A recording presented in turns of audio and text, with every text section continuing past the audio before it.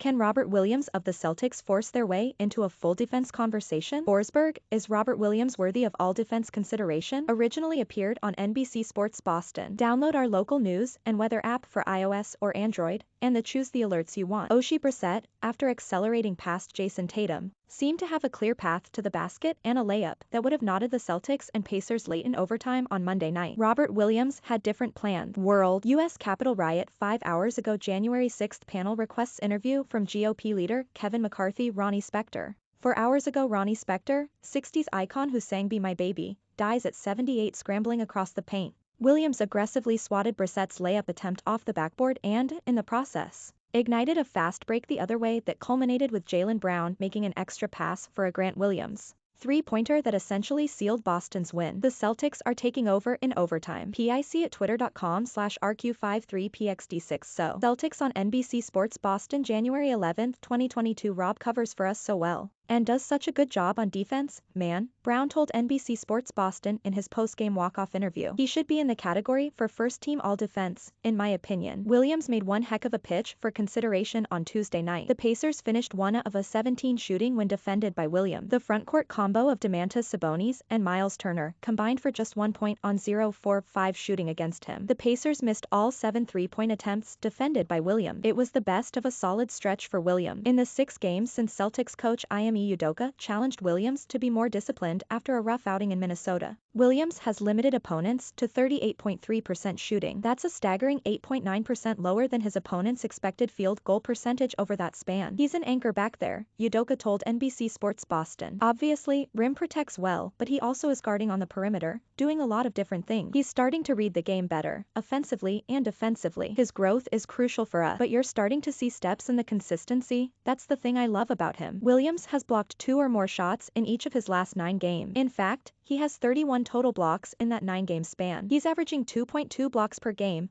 third in the NBA, trailing only Turner and Rudy Gobert. Williams would be the first Celtics player in 31 years to average better than 2 blocks per game. Kevin McHale did it in 1990-91 while averaging 2.1 swats per game in his final All-Star season. The Celtics allow 104.6 points per 100 possessions, with Williams on the floor this season. And only Brown has a better mark among regulars. Williams' 349 contested shots this season are second on the team behind only Al Horford. Williams routinely picks up perimeter players in Boston's switch-happy system and, despite some obvious speed advantages for those players, Williams routinely stays solid and forces guards to shoot over his Stretch Armstrong-like arm. But back to what Brown suggested. Could Williams truly earn all defense consideration? That's a big honor. For me, I'm really just trying to do what my team needs me to do, Williams said when apprised of Brown's suggestion. I don't necessarily look at it like that. I do feel like I impact the defensive end. Williams may have only scratched the surface on how impactful he can be on the defensive end. If he can continue to improve his conditioning and his discipline, his numbers could spike even further. Chris Forsberg, the biggest impediment for Williams, might simply be available slot. The NBA only honors 2 all-defense teams, meaning there are only 2 center spots up for grabs. And Rudy Gobert is all but guaranteed one of those slots, unless voters were willing to slot Williams as a forward. Not an outlandish suggestion given Boston's penchant for 2 big lineups, but a more likely option for someone like Anthony Davis. Then Williams is left jousting with the likes of Joel Embiid,